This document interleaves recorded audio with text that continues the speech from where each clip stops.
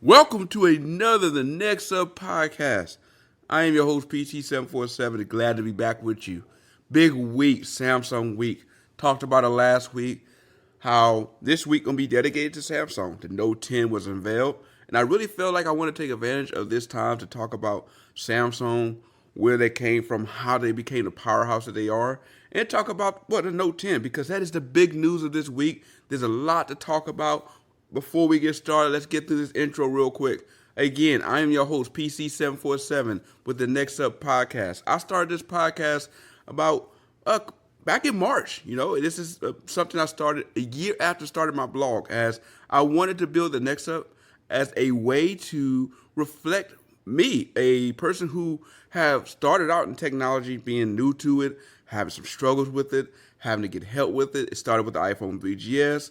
Once I picked up the Motorola Droid, learned how to root it, got plugged into the community, started helping out with a tech help group, and eventually started writing about it.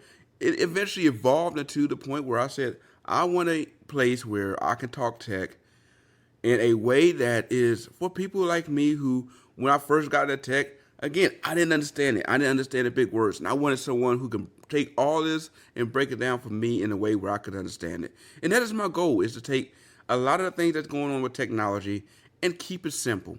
Bring it down to those who are new so they can grasp onto it and still feel like they're a part of the community. At the same time, those of you that are already a part of the community that knows what's going on, you still feel like, yo, I know what's going on. I'm liking what I'm hearing, and I want to be a part of it. And that's kind of what I'm trying to build, a community around technology and basically bringing sensible tech to sensible people. So this podcast can be heard on Fridays on SoundCloud, Google Podcasts, Apple Podcasts, and TuneIn Radio, as well as you can find it on YouTube.com. And if you go to my website, thenexup.com, you will see it posted there, as well as some articles that I wrote throughout the week. But with all that said, I am ready to talk about Samsung. This is Samsung week. And I thought, what better way to talk about Samsung than get started kind of with an idea of where Samsung came from.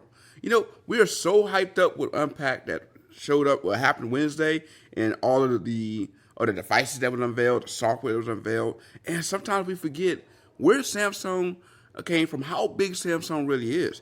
And that was brought about when the Note 7 kind of went up in flames and had its issues, and people were wondering, could this be the end of Samsung?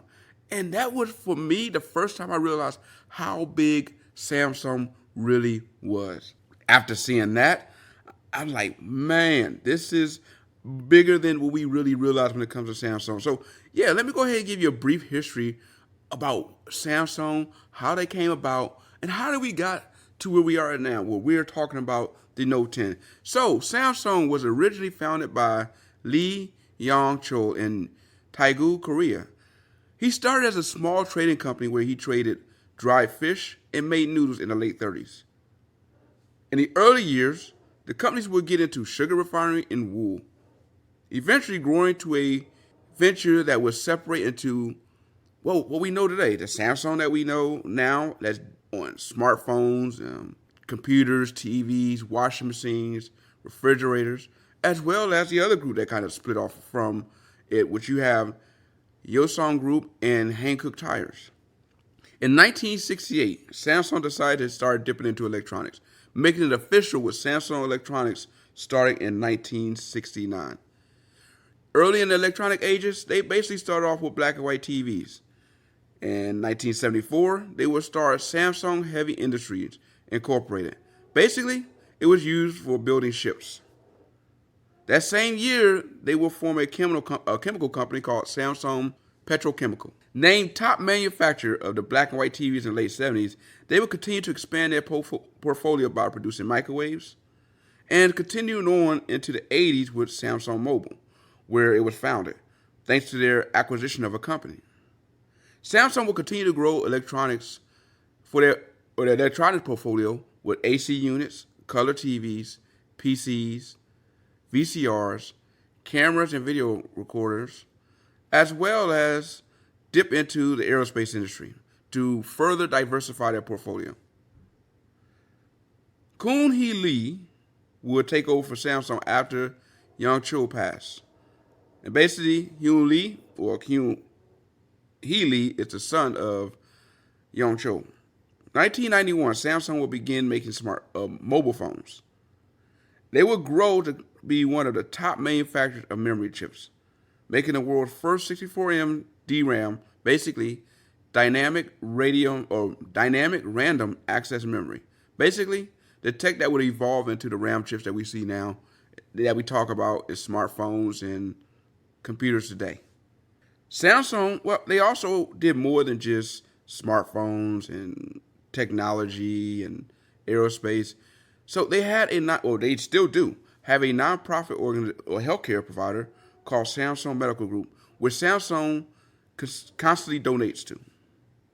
Throughout the 90s, Samsung will continue to make their footprint larger, further developing electronic chips, displays, CPUs, and developing flat screen TV technology. This growth will lead them into getting into smartphone technology right before the turn of the century. In 2000, Samsung entered the record books for their TV and watch phone. Basically, there was a watch that you could watch TV on and make phone calls on. Something that at that time was very evolutionary. Now, well, we look at it just about a smartwatch that you see a lot of people wearing today. In 2000, Samsung will continue to grow into the mobile division, building PDAs and smartphones, taking advantage of their technology to create amazing products for their time, particularly using their display tech with their LCD screens at the time to make some gorgeous displays for a smartphone and for computer monitors. 2006, they developed the first Blu-ray player, being a member of the Blu-ray Association with Sony, Panasonic, Pioneer, Philips, Thomson, LG, Hitachi, and Sharp. Samsung's market share in TV supplies continued to grow, surpassing the competition by the late 2000s, winning CTIA Best Smartphone Award for their Blackjack smartphone, which was a Windows-based phone. In 2010, the Galaxy that we all would come to know and love would begin with the Samsung Galaxy S, their first Android, or one of their first Android smartphones in the Galaxy line. Around the same time, Samsung opened the world's largest or tallest building and ascended to near the top of the shipping building industry with Samsung's Heavy Industries. In 2011, more people began to take to Samsung and really see them as a serious contender in the Android smartphone, thanks to the Galaxy S2 and the Note, the first real phablet. By 2012, Samsung will continue their ascent up the Android smartphone chart, becoming the world's largest smartphone maker, dominating in sales. This thanks to the Samsung Galaxy S3, which Samsung used to openly challenge the iPhone in a big way, especially when it came to the amount that they would spend on advertisements. And those ads would pay off as eventually Samsung would surpass Apple.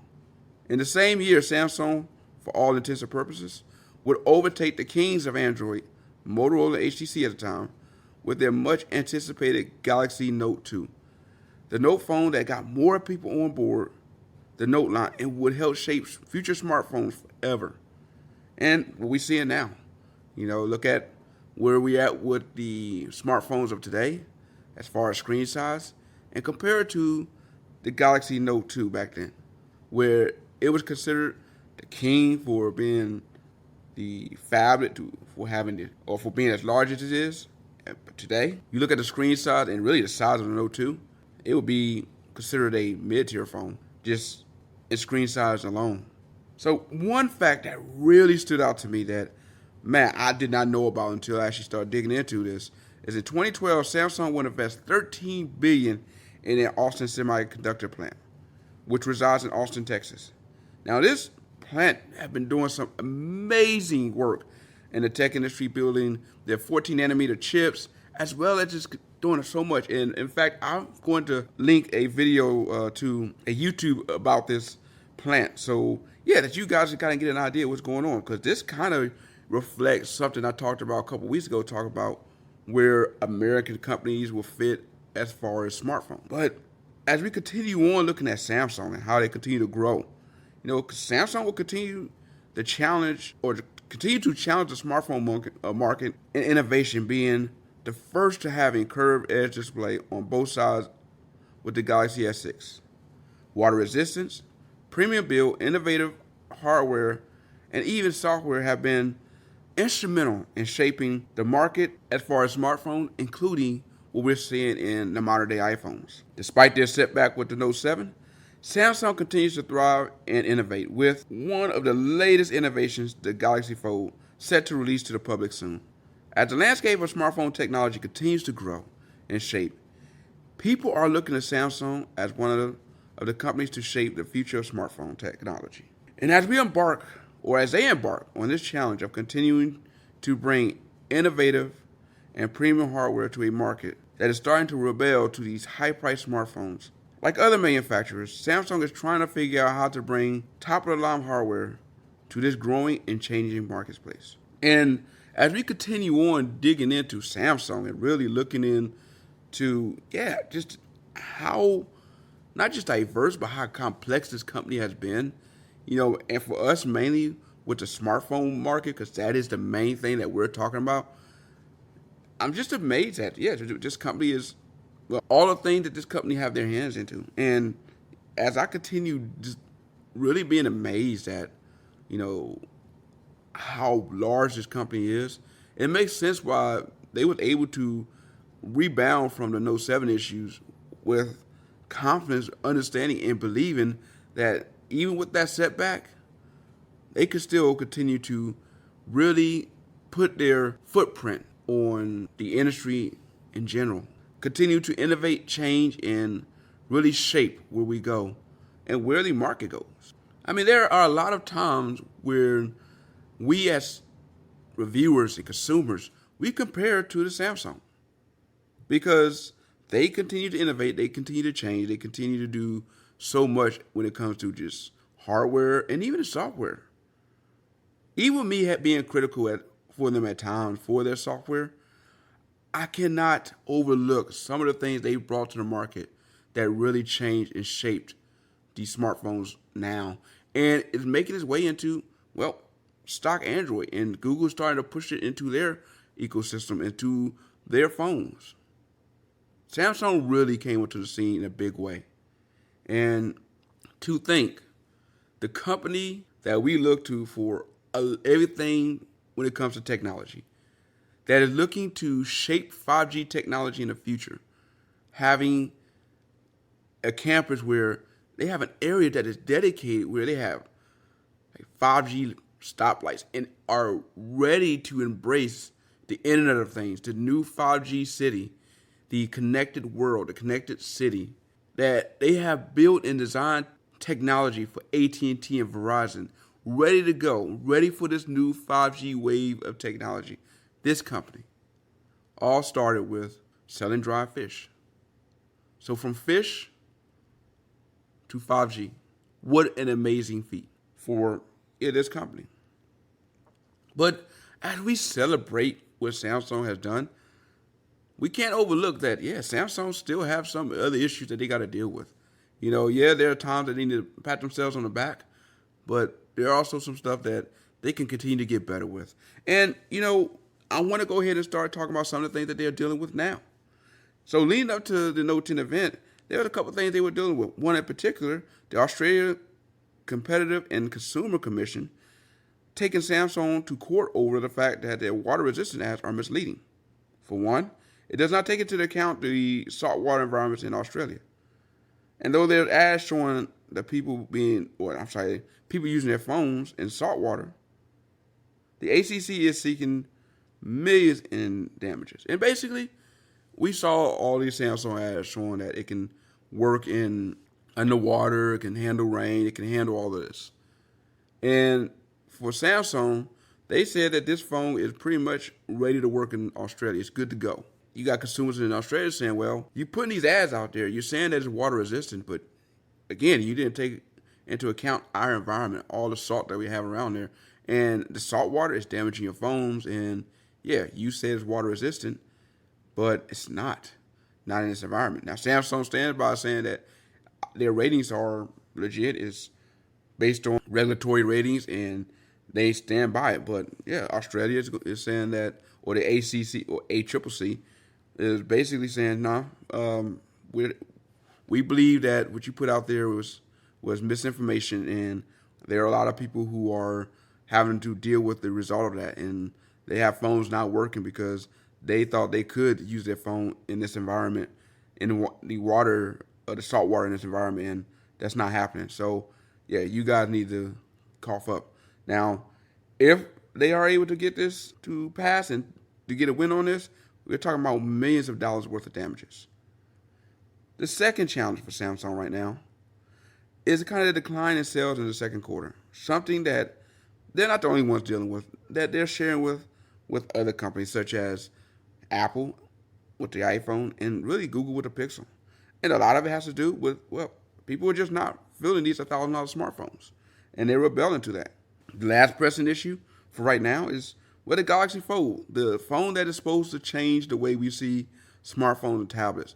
Yeah, it had an issue, They had to call it back for a bunch of repairs, and Samsung is really kind of hoping that it can make a splash with the Note 10. But really, when you think about it, considering how much it's going to cost, almost $2,000, can they get people on board to pick up something like this that they know that people are going to be hesitant about? Even though it may be the new wave, or is going to be the new wave of technology, which I hope will become the new norm, for right now, it's going to be a tough sell. And honestly, I don't think there are going to be a lot of people jumping on board.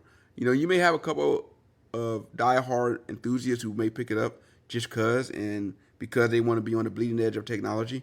But as far as the overall market, I think at the end of the day, it's going to be like the Note, where there are going to be a lot of people who admire it, who see the potential in it, but may not quite jump on board until the second and third evolution.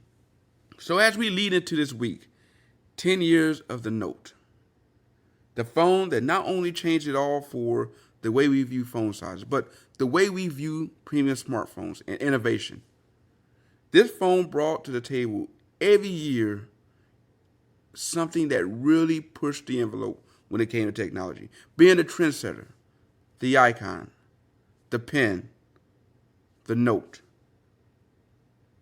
And like Unpack events before it, we saw it all start with the CEO of Samsung Electronics, DJ Cole, showing off the Note 10. And then open it up for the speakers to contribute their part in discussing the hardware, software, and other devices they are trying to share on the coattail of this big event. And that's basically what we're going to do right now. We're going to break down some of the devices that was unveiled at the event, the specs, and kind of my thoughts on each one of these devices. And let's go ahead and start with, the device that everybody was anticipating, the superstar, the Note 10. So this is the first time we saw the Note 10 broken down into two phones.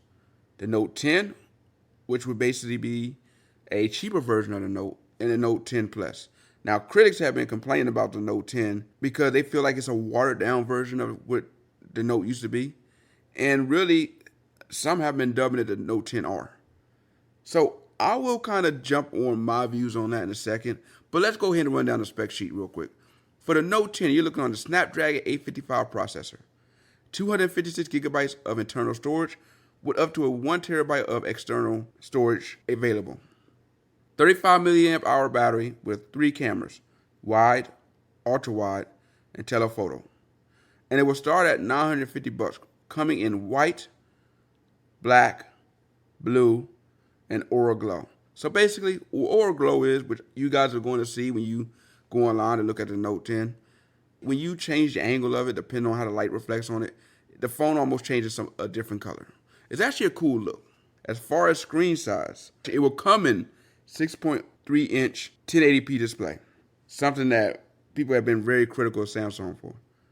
Now let's go to the Note 10 Plus, which will have a 6.8-inch 1040 display, 12 gigabytes of RAM, the same Snapdragon 855 processor. Will have two options, a 256 gigabyte option and a 512 gigabyte option of internal storage with 1 terabyte of external, 4300 milliamp hour battery, 4 cameras, one being wide, the ultra wide, telephoto, and depth vision. It will come in the same colors as the Note 10, white, black, blue, and Aura Glow, or the rainbow color. And will start at $1,100 for the 256 gigabyte models and $1,200 or $1,200 for the 512 gigabyte model. Now, if you want to get it in 5G, it will only be available through Verizon in the United States exclusively for an extra $200 for the 256 gigabyte model and the 512 gigabyte model. Basically, coming to $1,300 for the 256 gigabyte 10 plus 5G and $1,400 for the 512 gigabyte 10 plus 5G model. Now, to the people that's criticizing Samsung for coming out with the watered down version of the Note, it's a good criticism, but I kind of see what Samsung was looking at. So with last year when Apple released the iPhone XR and the 10 Plus and 10 Plus Max, even though they were met with critics saying that, okay, look, you guys should not be buying this XR because when you look at the display, the resolution is not really on par with a lot of the mid-tier phones out there. There are mid-tier Android phones that have better screen resolutions than your iPhone XR right now. This is pretty much Apple ripping you off. Despite that, people went out and bought that phone. In fact, it sold more phones than the big brother, the 10 Plus. And another example of why or what is kind of shaping Samsung's decision here, and when you look at the spring, Google released the Pixel 3a and 3a XL. And even people who are diehard Google fans are saying, you know what? This is a better buy than the current Pixel 3 and 3 XL. Because you're saving money, you're still getting the same great camera, and the display, well, for the most part, it does what it needs to do. So I'm not surprised that Samsung decided to do this because they saw kind of the trends with Apple and Google and seeing, particularly Google, the Pixel 3a XL and 3a actually did so well in sales that it actually boosted the sales of the Pixel 3, helping it go from pretty much a big loss to start seeing the gain, to where I would not be surprised if the A models become the new focus for Google because they are making money on that one. Whereas with the 3X or the 3 and the 3XL, well, fans look at this like, yo, you're not putting out the specs like you should to be on par with the flagships out there.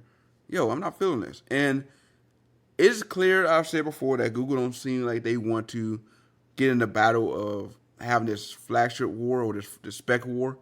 And being that they don't have the heart for that, I will not be surprised if we start seeing them focus more on that. But back to Samsung. Despite the critics saying to them that, look, you're basically taking your budget phone and you're turning it into what you consider the normal phone, the standard phone, the standard option for people to buy. And then you have the premium lineup.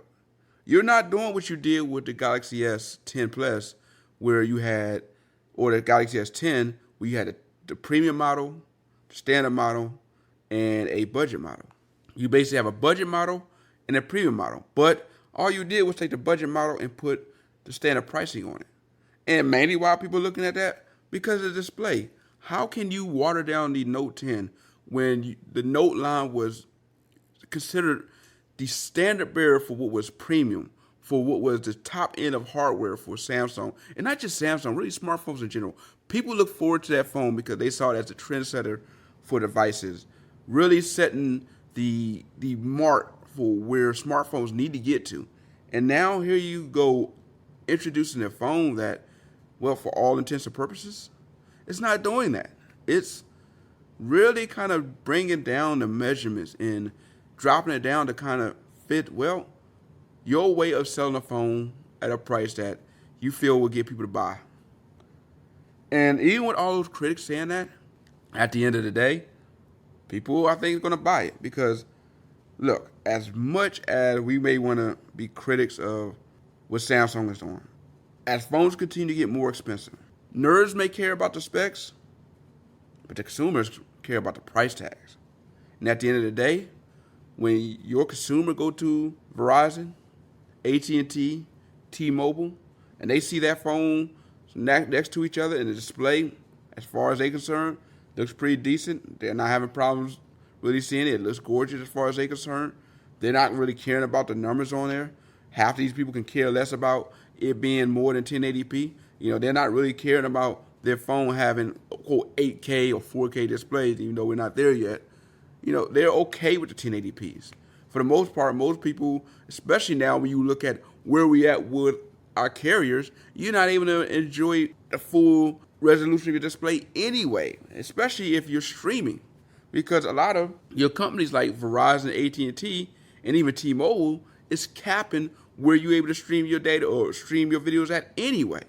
So with that being the case, unless you're at home on Wi-Fi, you're not always going to be able to take full advantage of that, unless they change that when 5G come out. And being that this is not a 5G phone, I can see where really, if you're a customer and you're trying to save money, why not go to the low resolution model? And at the end of the day, that's why that line, I think, is not only going to be there, but I would not be surprised if it ended up being successful. With the only thing that really going to be a hesitance for them is the simple fact that it still carries that $1,000 price tag. And for Samsung, the best way that they can probably take better advantage of the customers with this is that they can drop that price just a little bit more, throw in some type of incentives to make it be close to that $900 range. And I'm pretty sure that they're going to be able to do that through the carriers, where the carrier is going to offer some type of option, like throwing a free case or something like that to make the customer feel like they're getting their full money's worth.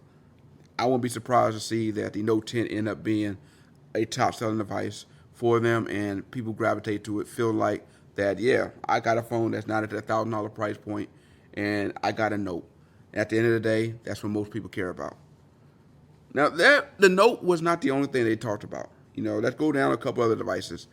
They brought about a new active watch, the Galaxy Watch Active 2. And one of the main speaking points was how they had partnered with Under Armour to introduce the Under Armour Edition, which uses integrated Under Armour software to help runners get the most out of their workouts. Users will be able to map their runs, prevent injuries, and connect with Under Armour's connected running shoes. And like other Active 2 watches, will have the signature rotating touch bezel. As far as pricing, you're looking at 3 versions. The aluminum version, which will have Bluetooth only, at $280. Stainless steel, which will have Bluetooth and LTE, or you can buy the Bluetooth version or LTE version. $390 for the Bluetooth version and $430 for the LTE version.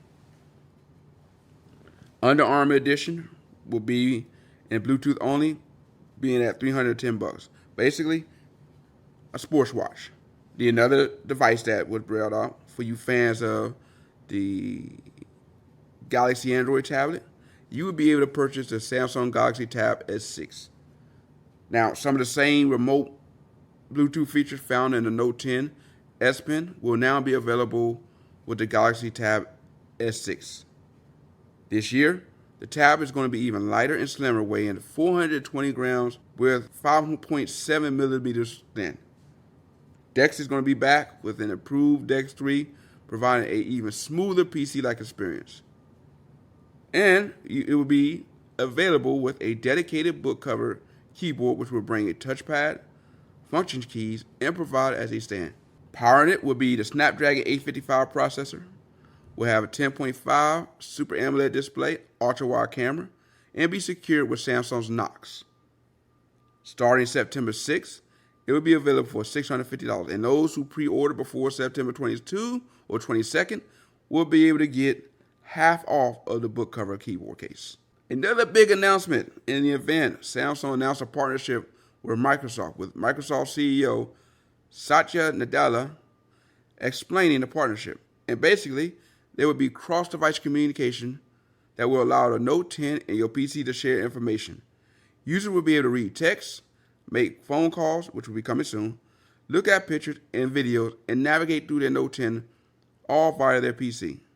Along with cross-device communication, this partnership will provide Galaxy users with an enhanced Outlook experience, which will bring an optimized and integrated Outlook email experience that will allow business customers to stay connected, giving them access to Outlook as well as Outlook apps that are integrated with the S Pen, meaning you can use the S Pen hover feature to quickly view mails or emails, Outlook events, and the calendar, as well as contacts. Galaxy users will be able to sync with OneDrive cloud storage, as well as be able to utilize the simple flow between PC and Galaxy to send messages, manage notifications, sync photos, and mirror your phone to your PC.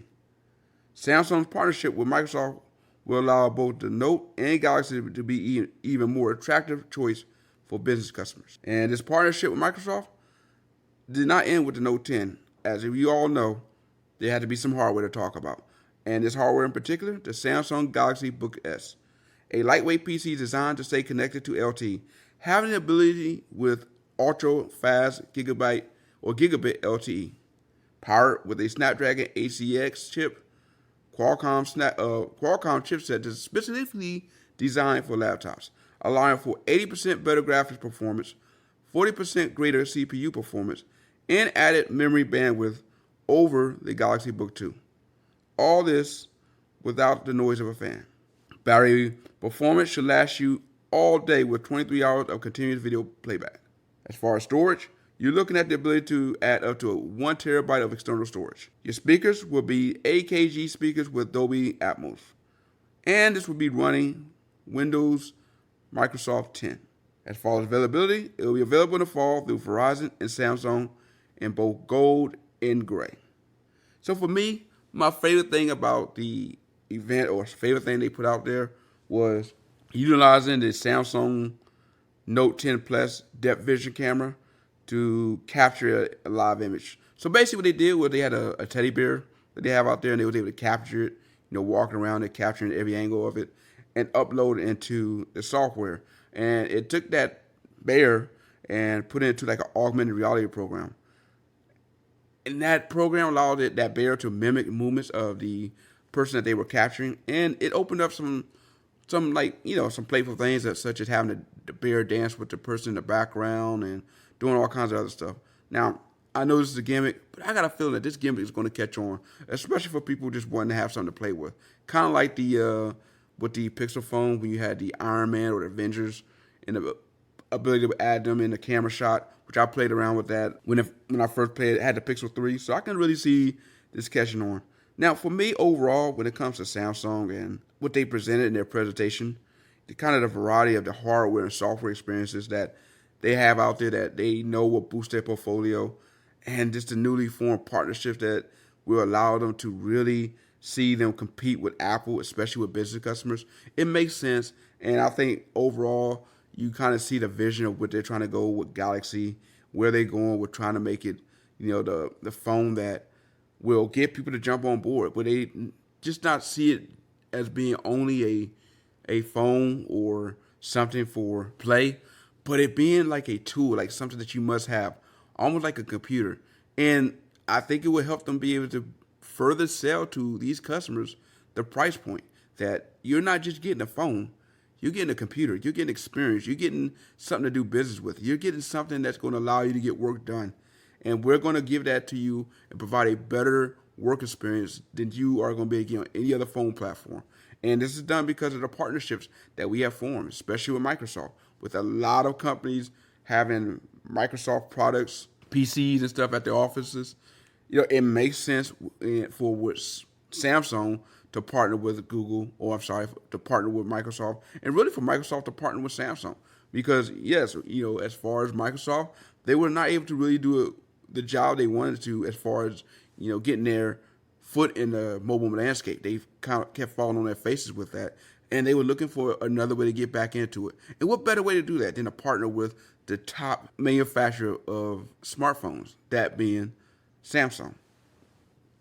And for Samsung, their success relies on Android. But in the simple fact that they have been able to make Android work for them and present it in a way that really works for businesses and companies and everybody in general, them integrating this with Microsoft is going to be able to push the boundaries for business customers and really become the modern day BlackBerry for what business customers have been asking for. Despite BlackBerry trying to get back into the hands of business customers, it's over.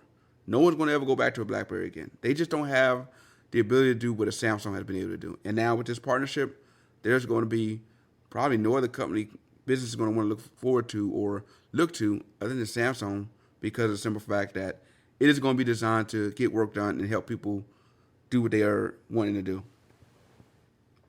But the question has to be is, can they convince customers to shell out the kind of money for the Note 10?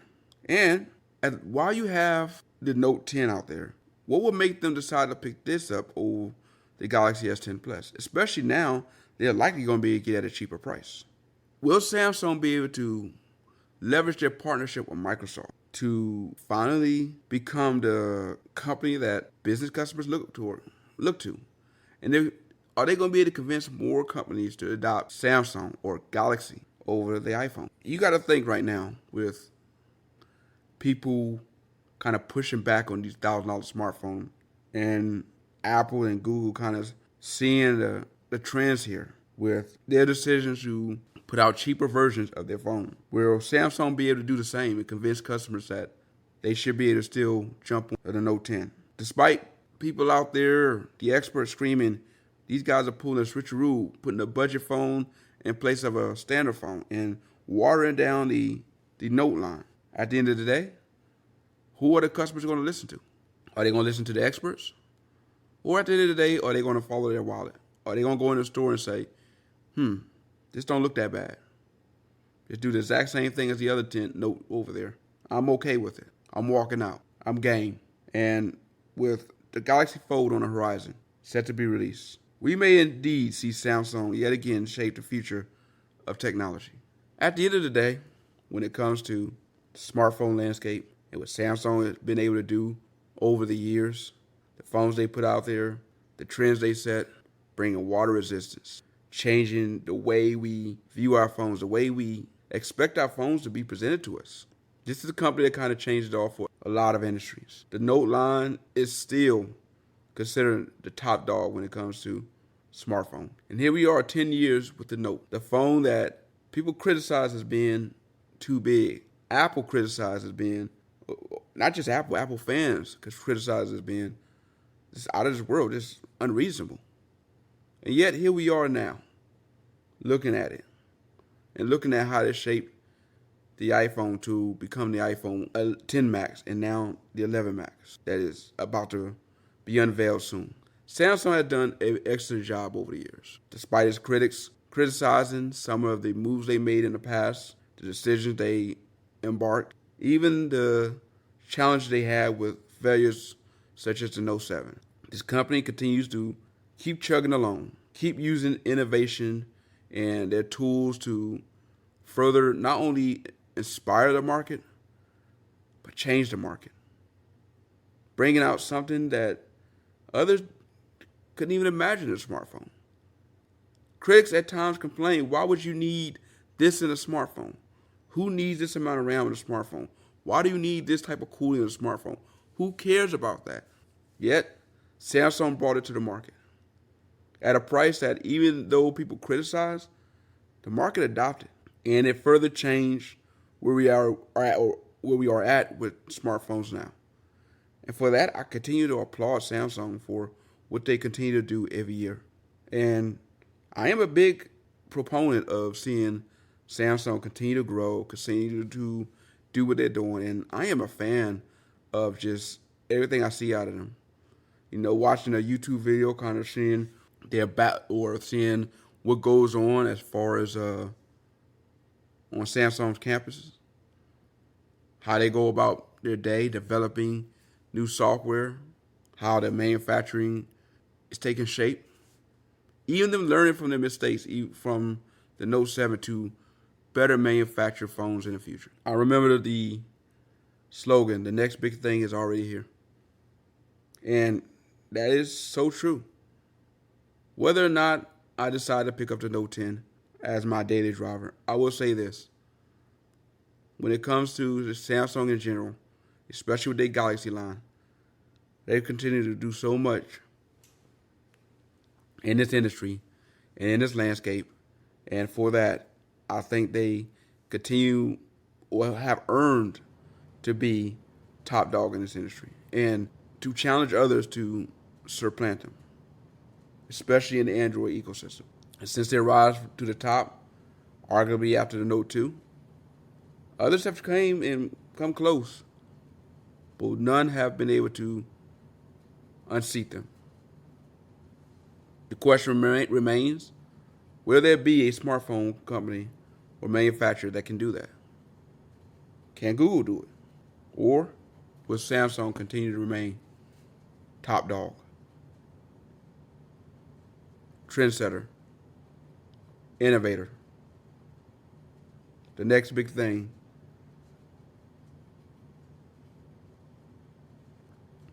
This is Samsung. This is the Note. And this is what brought everyone here today. Thank you for joining me. The neXup podcast. I'm your host, PC747. Have a good week. I'm out.